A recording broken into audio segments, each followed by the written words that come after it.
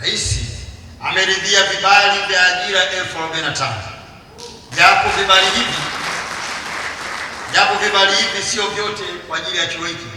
Ajira hizi ni kwa Tanzania nzima, katika kada zote, katika sekta zote na katika maeneo yote ya kitaalamu. Nchi yetu inaendelea kutekeleza dira ya mwaka 2050 na sote tunafahamu kuwa ili kufikia malengo hayo, Tanzania inahitaji kuwa na wataalamu wenye maarifa na umahiri katika kutekeleza maeneo ya kimkakati ambayo yameainishwa katika mpango huo na mipango mingine. Ningependa kuwasihi wahitimu ambao wengi ni vijana, mnapomaliza mjue kwamba kama serikali na sisi kama Wizara ya Maendeleo ya Vijana, Mheshimiwa Rais tayari ameandaa mambo mengi kupitia sera yetu ya maendeleo ya vijana. Taasisi za umma zinatakiwa kujikita katika kujenga utumishi wa umma wa kisasa, yani smart public service, unaozingatia matumizi ya teknolojia za kidijitali, akili unde na yenye kufanya maamuzi yanayotegemea ushahidi.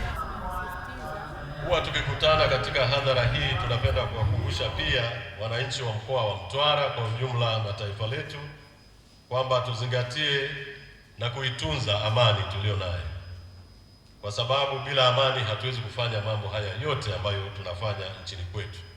Hasa mgeni rasmi amesisitiza kutatua changamoto za wananchi.